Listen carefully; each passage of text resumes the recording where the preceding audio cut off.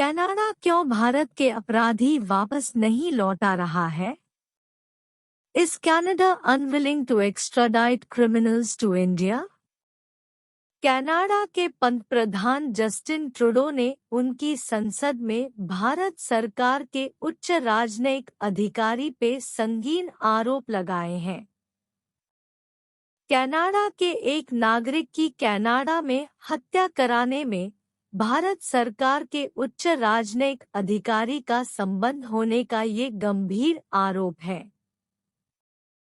पर भारत की ओर से कनाडा के इस आरोप का साफ इनकार किया गया है और साफ बताया गया है कि भारत के किसी उच्च राजनयिक अधिकारी का हत्या से कोई संबंध नहीं है। कनाडा को साफ बताया गया है कि वे इसके संबंधित सारे सबूत भारत को पेश करें। कनाडा में मारा गया वो नागरिक किसी एक ग्रुप का कनाडा में प्रतिनिधित्व कर रहा था और इसी घटना के कारण ही भारत और कनाडा देश के बीच आजकल टकराव चल रहा है, जो न्यूज़ में हम लोग रोज देख ही रहे हैं। इसी के चलते हम भारत और कनाडा के बीच के अपराधी प्रत्यर्पण संधि या अपराधी वापस लौटाने के समझौते के इतिहास के बारे में जानने की कोशिश करेंगे। इस मसले की पार्श्वभूमि को समझने के लिए मैंने द प्रिंट के पेज पर ऋचा मिश्रा जी ने लिखे एक लेख का संदर्भ लिया है। उन्होंने इस मसले की कई बारीकियों के बारे में लिखा है। इसके बारे में के कई रोचक तथ्य उजागर किए हैं और जरूरी महत्वपूर्ण जानकारी सामने निकल के आती है।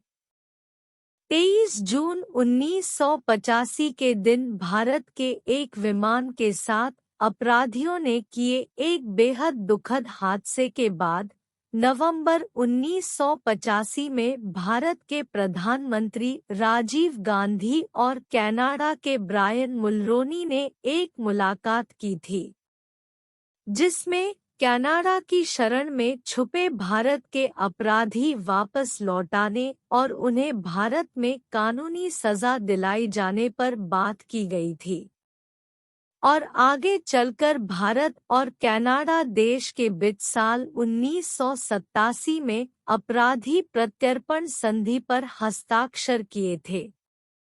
भारत से भागकर कई अपराधी कनाडा देश में शरण लेकर वहां पे रह रहे हैं, पर आज की तारीख पे कनाडा भारत देश के भगोड़े अपराधियों को भारत को सौंपने के इच्छुक नहीं है। जून 2023 में कनाडा देश की संसद में उनकी एक स्थायी समिति ने भारत देश सहित अन्य 10 देशों के साथ अपराधी प्रत्यर्पण संधियों को हटाने या खारिज करने का आह्वान किया है। स्थायी समिति के तर्क के मुताबिक ये 10 देश अपराधियों के मामले में अंतर्राष्ट्रीय मानवाधिकार मान्यताओं को पूरा नहीं करते हैं। इन देशों में अपराधी व्यक्ति के मानव अधिकारों की रक्षा नहीं की जाती है और पुलिस के द्वारा अपराधियों को प्रताड़ित करके कठिन यातनाएं दी जाती है। अपराधियों के साथ अपमानजनक व्यवहार किया जाता है। साल 2008 में हसन डायब के मामले के बाद से कनाडा से बाहर देश को अपराधी का प्रत्यर्पण करना एक गंभीर मुद्दा बन गया है। कनाडा से किसी अन्य देश को अपराधी को देने में रुकावट या बाधाएं आती है। हसन डायब एक लेबनान देश से कनाडा में बस गए कनाडा के नागरिक और समाजशास्त्री है। हसन डायब कनाडा में टोरंटो शहर के विश्वविद्यालय में प्रोफेसर का काम करते हैं। उनका कोई आपराधिक रिकॉर्ड नहीं था। पर उन पर साल 1980 में फ्रांस देश के पेरिस शहर के यहूदियों के धार्मिक स्थल में बम विस्फोट कराने के मामले में शामिल होने का आरोप लगाया गया था। फ्रांस देश ने साल 1980 में घटे बम विस्फोट मामले का आरोप हसन डायब पर लगाया था। साल 2008 में फ्रांस ने बमबारी में हसन डायब का संबंध होने के कथित आरोप के लिए कनाडा से उनको फ्रांस को सौंपने की या प्रत्यर्पण की मांग की थी। लंबे चले प्रत्यर्पण केस के मामले के बाद 4 अप्रैल 2012 को न्याय मंत्री रॉब निकोलसन ने डायब को फ्रांस को सौंपने या प्रत्यर्पित करने का आदेश दिया था।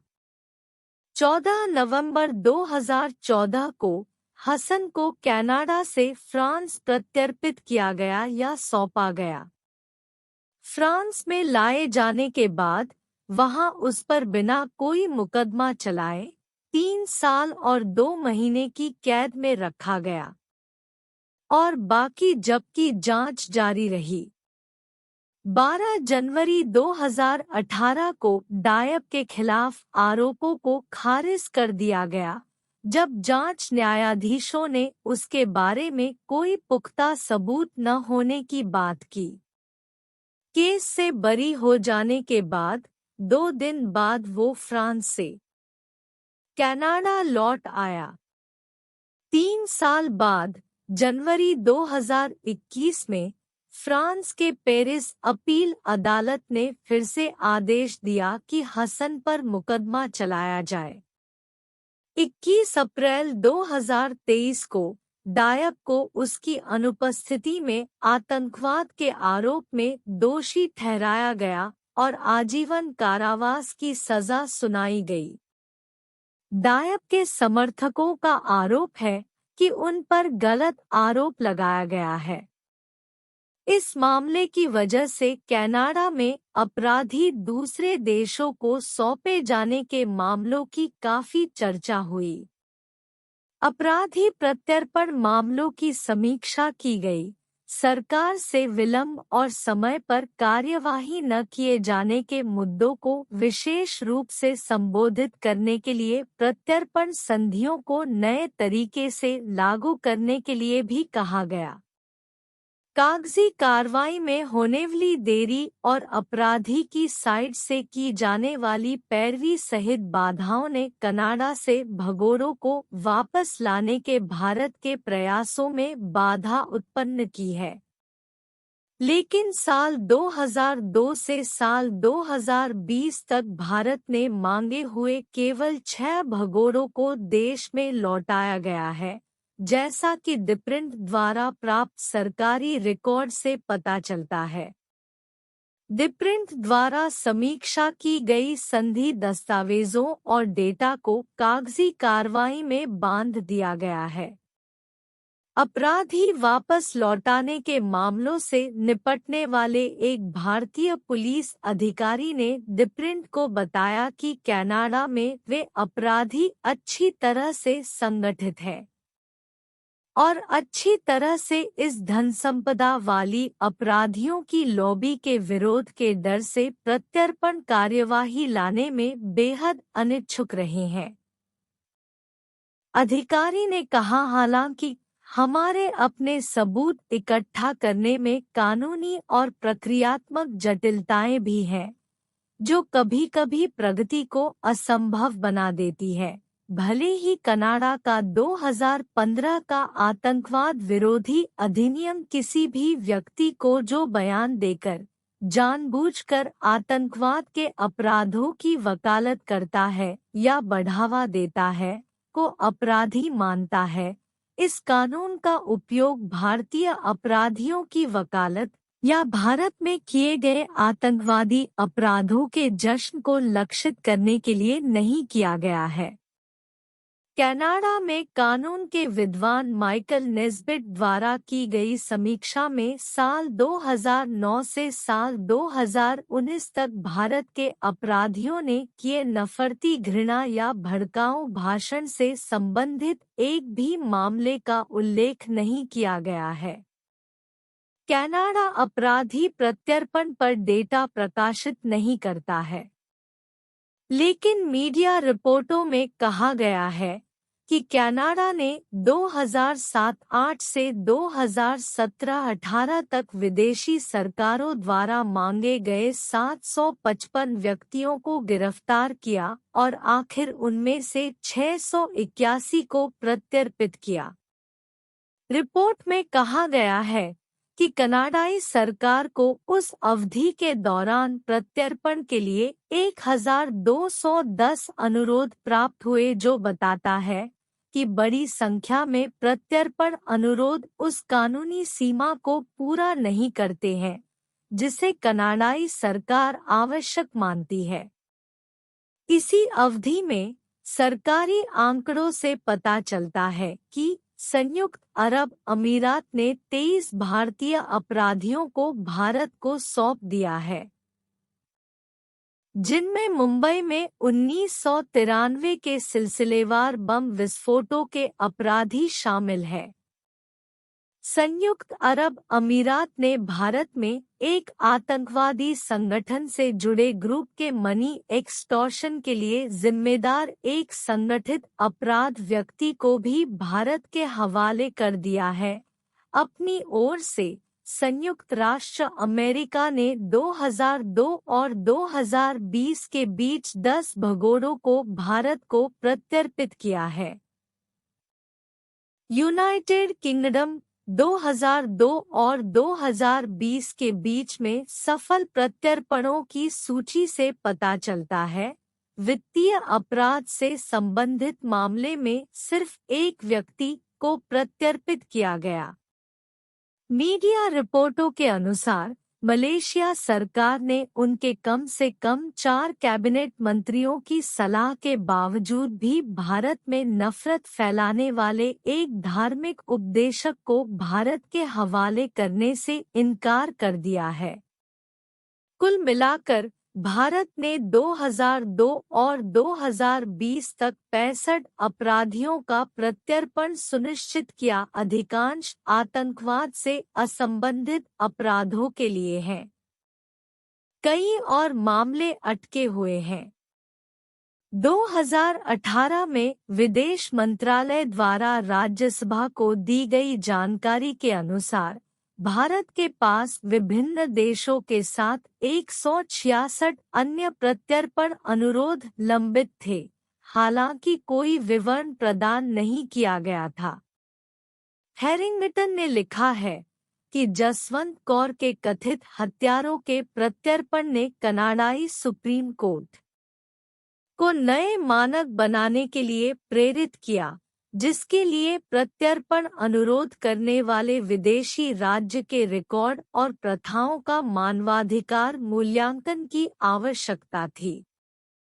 राष्ट्रीय जांच एजेंसी (NIA) के एक वरिष्ठ अधिकारी ने द प्रिंट को बताया कि भारत में राज्य पुलिस बलों द्वारा प्रस्तुत प्रत्यर्पण अनुरोध भी भगोड़े के खिलाफ हिरासत में एक आरोपी द्वारा दिए गए बयानों पर काफी हद तक निर्भर करते हैं। उन्होंने कहा कि पुष्टिकारक सबूतों की कमी के कारण मामले रुक जाते हैं। इसके अलावा पुलिस जांचकर्ताओं को जेल में बंद संदिग्धों की गवाही को जांच अधिकारी द्वारा लिखे गए सारांश के बजाय प्रश्न और उत्तर प्रारूप में रिकॉर्ड करने में विफल रहने के लिए चुनौती दी गई है। बहुत सारी खुफिया सामग्री विदेशों में उन एजेंसियों के साथ साझा की जाती है जो हमारे आतंकवाद के मामलों को संभालती है, अधिकारी ने कहा, जैसे वायरटैप और डिजिटल इंटरसेप्ट। उन्होंने कहा, समस्या यह है कि भारतीय खुफिया सेवाएं भारतीय टेलीग्राफ अधिनियम और सूचना प्रौद्योगिकी अधिनियम के प्रावधानों के तहत काम नहीं करती हैं, जिसका अर्थ है कि खुफिया जानकारी भारत या विदेश में अदालतों में प्रस्तुत नहीं की जा सकती है। एक अपराधी समर्थक संगठन द्वारा कनाडाई स्थायी समिति के समक्ष पेश की गई गवाही में भारतीय अदालतों द्वारा अपराधी और संदिग्धों को बरी करने के साथ साथ प्रत्यर्पण के खिलाफ तर्क देने के लिए यातना के निष्कर्षों को रेखांकित किया गया। एक उदाहरण के तौर पर इसने एक अपराधी के मामले की ओर इशारा किया।